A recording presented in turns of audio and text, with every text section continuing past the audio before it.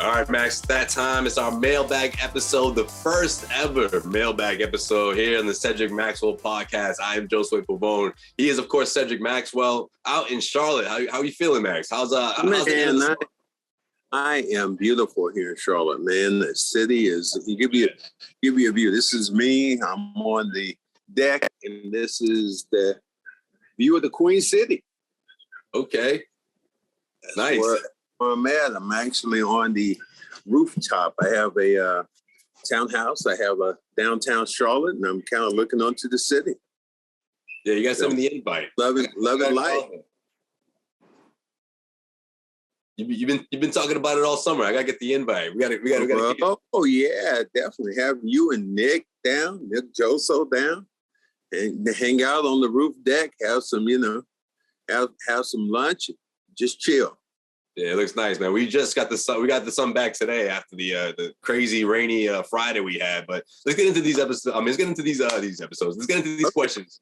We got people who tweeted us. People slide into your DM, Max. So we appreciate it, guys. Of course, we always say at the end of almost every episode, we appreciate the support, and this is our way of giving back here. You know, all the questions you guys have lined up for us, we appreciate it. But the first one comes from Paris, and Paris asks, as a defensive, tough-nosed player, who was your greatest challenge?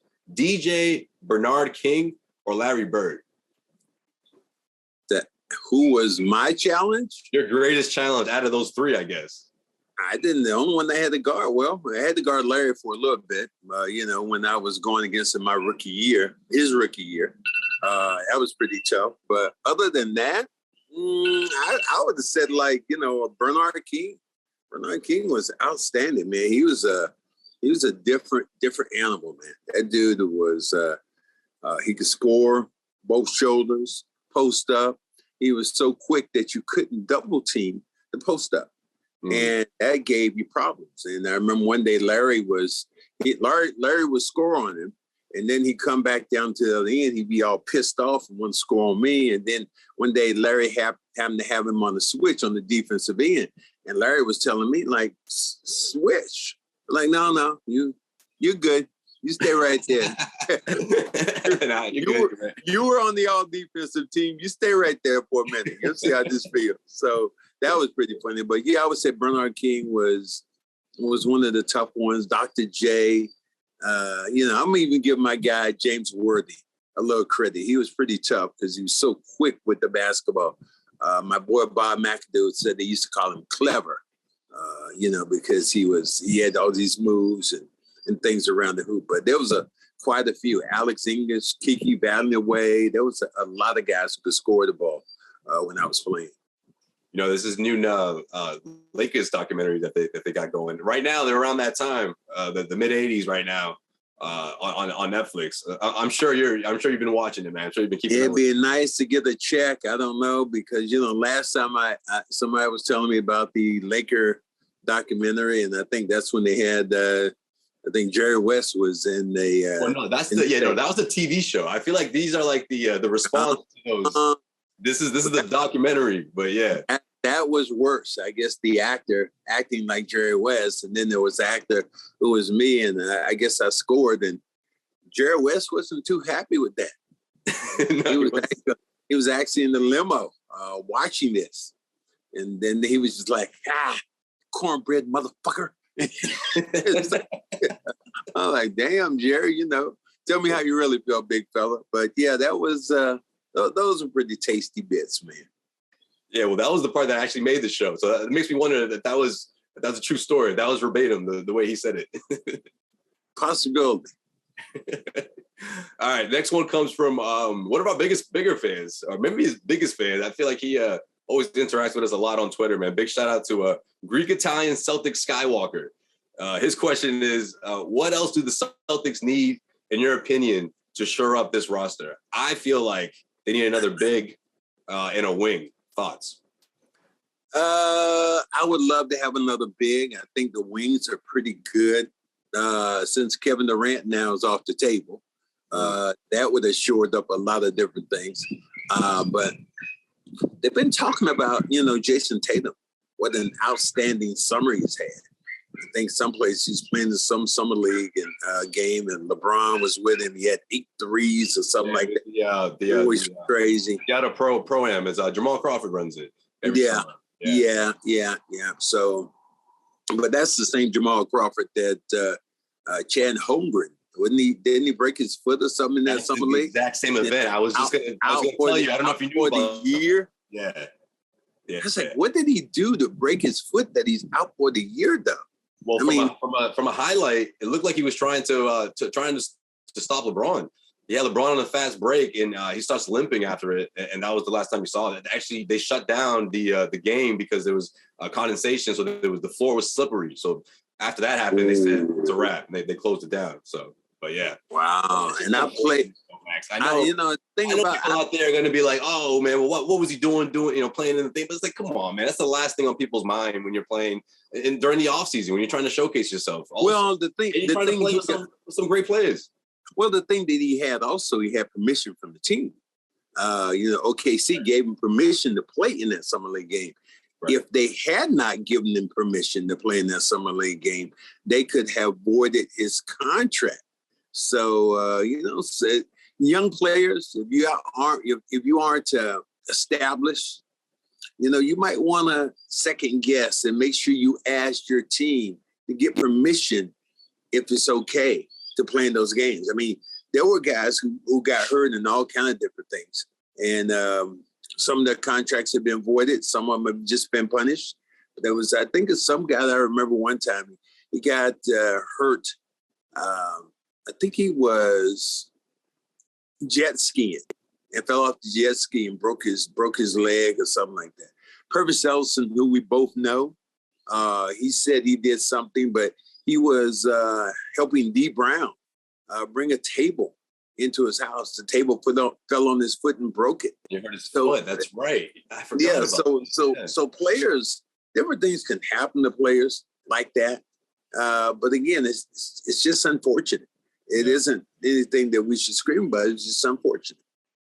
Yeah, it is. It really is, because he, from what I saw in Summer League, I'm not the only one. He looked good. He impressed a lot of people, and everyone's waiting to see what he would look like against NBA talent, of course, because everyone knows what Summer League is, But at the same time, he had that going into the draft, that stock, that high stock, and some people are really surprised that he wasn't taken at the number one pick overall. But the Orlando Magic went another route, of course. Well, and you said so. Yeah, the question that was asked was, what do the Celtics need? I think that they have a lot of pieces right now. I think all the things they need now are fringe pieces. They need a couple of maybe backup shooters, somebody who's a dead red, knock down the shot when the ball comes to it, when it swings from Tatum to Brown to him in the corner. But most of the pieces right now, the Celtics have. The biggest piece that they have, but that they need and they just got, I think, was championship experience. What it takes to win the championship. And maybe Golden State showed them what it meant. Yeah, I think for the most part they have. Ime has his rotation, but obviously we have to wait and see how they mesh. How is everything going to pan out? So I think a month into the regular season, you'll have a good idea or somewhat of a bigger picture of what they need, and then you'll see what the Celtics do from there. I mean, that's always been what they do in the past, And look, what they did this offseason was tremendous. Bringing in Malcolm Brogdon, Danilo Gallinari, it really does address certain things that they didn't have during the NBA Finals. Secondary scoring, secondary playmaker, and Brogdon, someone who can close out games for you as well. So yeah, I can't wait to see what this team looks like. But now, I like what they got. I don't know if I would add any other pieces right now. Let's just see. Let's see what happens. Tell you what, I just cannot believe that the season has gotten back around. I know. This quick. It just seems like a month ago that we just finished, the season and all the questions that swirled around. So I think that's another thing you're going to see, that, the growth pattern for a Jason Tatum. Does he take it? Last year he went to another level. Does he take it to another level? Does he become that guy that, you can depend on in the clutch to knock down big shots? And just was unfortunate for him when the lights were shining at its brightest in the championship series. His shot went astray, and his ball handling went crazy. You talk about 95 turnovers in the NBA Finals. That just doesn't happen. Think about it in the playoffs. That just doesn't happen. What's your response to the wrist injury? And what I mean by that is that something that makes you think like, oh, well, that makes sense? If that wasn't the case, he would have played better, or is it more like that's sort of par for the course?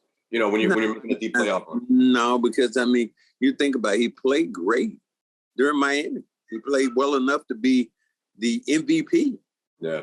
In that series. So unless it was something I didn't know about between Miami to Golden State, I really didn't see it. But at the end of the day, as I like to say, it's you either do or you don't. You either shit or you get off the pot. And that's what happens when you think about when you're in a playoff series like that. That's such a Max quote. That's such a Cedric Maxwell quote right there. That's you do. Somebody trying to use the bathroom, just wait, knock, knock, knock, knock. Hey, what are you doing in there? Can you hurry up? You either do it or you don't. Huh, Max? All right. Do you don't?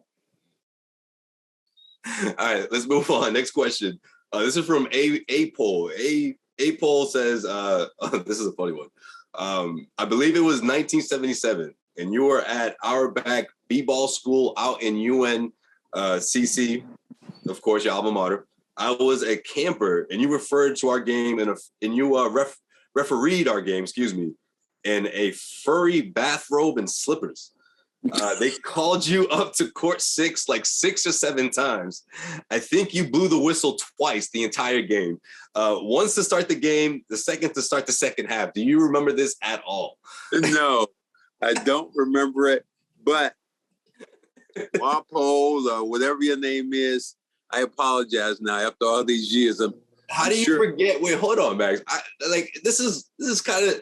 It's not significant, but there's only a couple of times in one's life that you referee a game in the robe and slippers. You don't remember this at all? No. Just wait. You remember this? You're talking 1977. You weren't even born, my friend. What are you talking about? But wait, so were you prone to do something like this? Like, this isn't out of the ordinary for you? You're not like, whoa, when did I do that? You're just like, oh, all right, that makes sense. No, I would say it possibly could have happened. And let me say this. If I was doing it in slippers and I never blew the whistle, maybe my concentration level or my excitement about their game wasn't there. All right. or being the player, the player that you were, you wanted to see that aggressiveness. You wanted to see let the kids play. Look, it was 6th graders. What was I getting excited over a 6th grader play? No, I probably wasn't. They called me in probably to do it and whatever it is. I don't remember having. I could see myself wearing flip-flops, but I don't think I'd be wearing furry slippers. I can't think of that. I say no to that. That wasn't you. That was somebody else. No, furry slippers doesn't ring a bell. All right, this next one comes from Nate. Who was the best player you had to? Whoa! Wait, let's stop there. When you said Nate, let's give a shout out to the health of Nate Archibald, because just yesterday I got all these calls about Nate Archibald had passed away. It was on the internet and then Nate Archibald's wife had to come back and refute it. So, wow. When you say about Nate, that's one of my guys. But go on with your question. But shout out to you, Nate Archibald. Yeah, man. Prayers up to Nate. We saw him during one of your autograph signings. Remember that? The book signing. One of your book signings. Wow. Yeah, he talked about me like a dog. He looked at my weight and said, damn, you were that big when you played, boy. There would have been some big picks. I'm like, what the hell? But that's still my guy, though. Anyway, let's get back to Nate's question. What was his question? So who's the best player you had to defend in a single game? One single game, I guess, is narrow it down. That's tough, man. That is really tough. The best player that I had to, wow. Is that be a practice game or a regular season game? Oh, that's a good. Well, I'm assuming he's talking about a regular season game or regular season game. Let's go back to Bernard King and give him. Let's give him his flowers. I figured that would be your playoff pick. If you had to pick one person, unbelievable. You couldn't stop him if you want to. I think Bernard King gets my shout out. And every time I see your guy in New York, if I'm ever in New York and I see your guy Spike Lee, I'll always walk up behind him. I'm like, damn, Bernard King couldn't score on me. And Spike Lee would turn around and smile and say, cornbread, you know damn well you couldn't guard Bernard King. So Bernard King would be the guy that would probably give you more nightmares than anybody else with his ability to score the ball. Okay. What about someone in the regular season? What about an underdog? Someone that you people wouldn't expect people don't know this guy, and Kevin McKell and I always talked about it. They always ask us that. His name was Mike Mitchell. Mike Mitchell played with Cleveland. He played with San Antonio. Not a lot of people remember him, but dynamic scorer. He was under Bill Fitch. I think he was from Auburn University, but nobody would even know about him. But man, he could score in so many different ways. He would post you up. He would sit down. He would go. He had so many different ways to score on you. That's the guy myself and Kevin always talk about. Okay, I like those. I like those players. Those players are the ones that people forget about, but then they don't forget about it. They remember those times when it caused them fits. Absolutely. Right. Last one is from Sydney from Watertown. Sydney says, "What's up?" No, it says Sydney. Go ahead. Sydney said, "Hi, said Celtics history always looks pretty down on Curtis Rowe and Sydney Wicks. Say Larry Bird never came to Boston. If you were the leader of the team without Bird, could you have motivated Curtis and Sydney to care about winning? Would Reds still have drafted McHale?" Well, maybe I should just start with that. There's a few questions in here, so let's start with that, I guess. Sydney and Curtis. Sydney got traded away in my second year. Or is my second year. But man, had some talent. Shoot the ball, run the floor. Curtis Rowe was like one of my biggest friends. And he was the one that gave the two lines he gave. One, he said, asked me about winning or losing. He said, ain't no L's and W's on them checks on the 1st and 15th. And the other line, I always remember him talking to Dave Cowens. Dave Cowens, we were losing, and Dave Cowens was trying to give us a motivational speech. Dave Cowens was the player coach. And he said to Curtis, so Curtis, you don't cheer for your teammates. You act like you don't care. And, and all of a sudden, Curtis Rowe looked at Dave and said, God damn it, Dave, if you wanted some cheerleaders, you should have drafted some. And man, I was in tears. So I mean, they could play, but I think they were long in the tooth. They were already established players. And it's hard for a younger player to come in and change the mindset of older players. That is one of the reasons why they wanted to cut Curtis Rowe. They cut him for really no reason. Bill Fitch cut him. It was so funny. Curtis had a flat tire on his way to practice. Bill Fitch passed by him, looked at him, passed by him, didn't stop. Curtis comes to practice late. And Bill says, why are you late? And Curtis goes, and then you passed by me when I have a flat tire. And Bill said, you're out of here. You're cut. And they were just looking for a reason to get him out because maybe he didn't see him, Max. Maybe he drove past him. No, they felt like he was a bad influence on me, and he was going to be a bad influence on Larry. So they did their own job in cutting him and sending him elsewhere. Okay, well, now I feel like reading the rest of this is pointless because I guess what he's getting at is, could he have been one of those members of the big three, whether it be, McHale or one of those guys? No. Those guys that were long in the tooth, they were in their 9th and 10th year by the time I got in the league. So you're already established. And at that time, remember, 10 years in the league that was the holy grail. You got 10 years in the league, you were in gravy. And now you look at guys, the 10th year in the league, you just kind of just getting started now. Yeah. So it's LeBron's getting ready for year 20. Yeah. So I don't think that I could have motivated them. I think they were their own people at that time. Gotcha.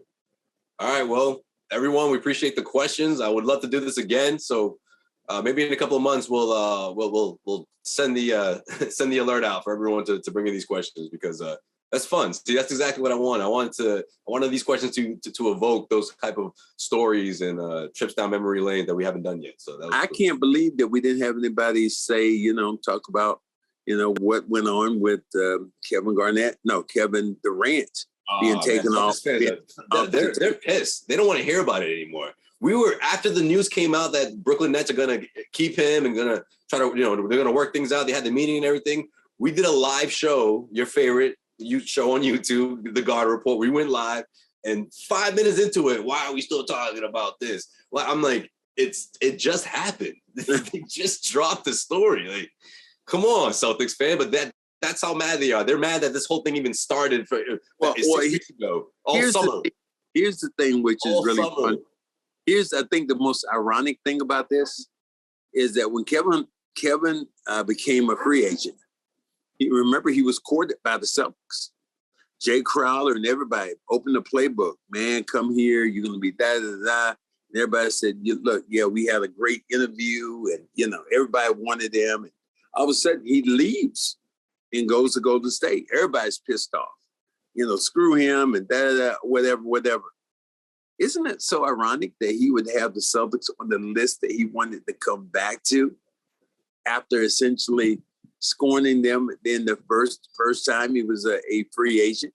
So I just find the irony in that surreal. A guy who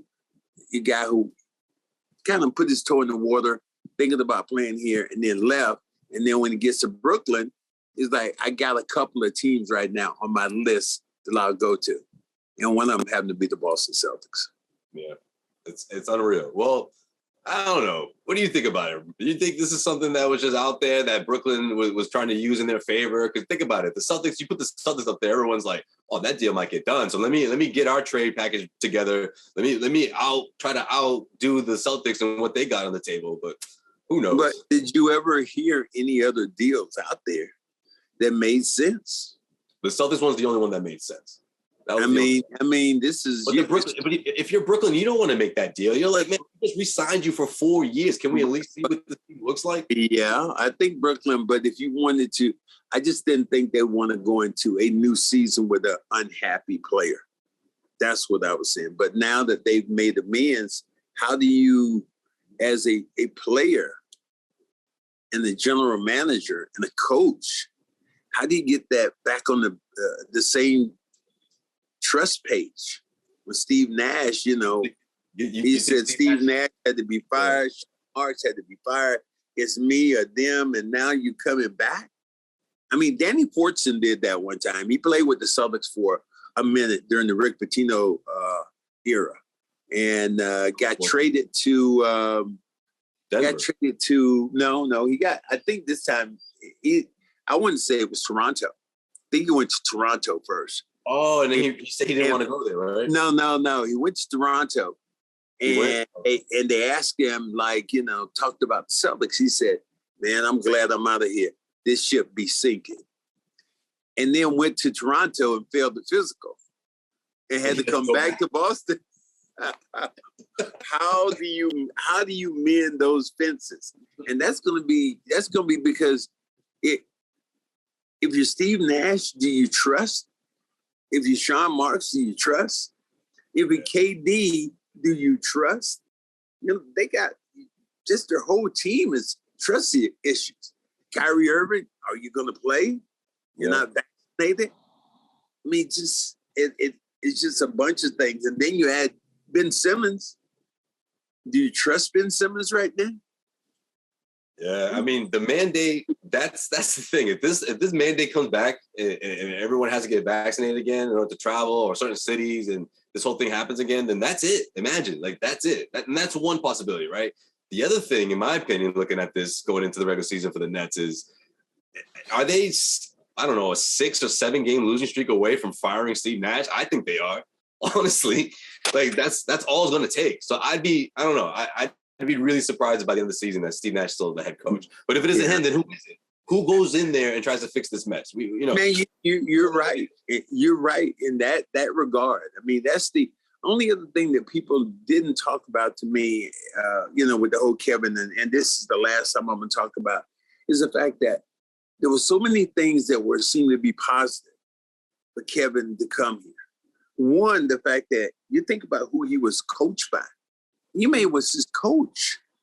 Yeah. Ime was part of his coaching staff when he came to Brooklyn. And I think everybody said, well, you're getting him old. Well, you're getting him around the same time you got Kevin Garnett. Garnett, yeah. And people say, well, he's washed up, he's over there. He averaged 30. 30. 30, yeah. He's not he's 30. 34-year-old in the NBA. Yeah, for sure. So that's why I think that, hopefully the Celtics won't look back on it and, say, hey, I'm sure that Brad is content with what he's doing. I'm sure he's happy about that. And is there the only downfall you see, is there any damage right now with Jaylen Brown? Because his name reportedly was in the headlines. Yeah, but he's not sensitive. You say that he said that he's a grown man, so that's not gonna. Or is Brad, or did Brad go to him immediately and quell this situation by calling Jaylen? Well, in a recent radio interview, he said that he had been in contact with Jaylen. Yeah. So I mean, that's the whole thing. But man, it's going to be something coming back into the season. But guys, we really want to thank you. I'm here in beautiful Charlotte, North Carolina. Joe Sway's in Boston. Beautiful summer day. Beautiful out here. Nice. We only get stronger with you when you subscribe, mash that like button, all those things. And, we're trying to be, we will continue to bring the same content that what do? We keep it on the what? Keep it on 100. 100. We keep it on 100. Yes, sir. And if you don't know what keeping on 100 is, go find one of your black friends. They'll tell you. With that, we'll see you next week, guys.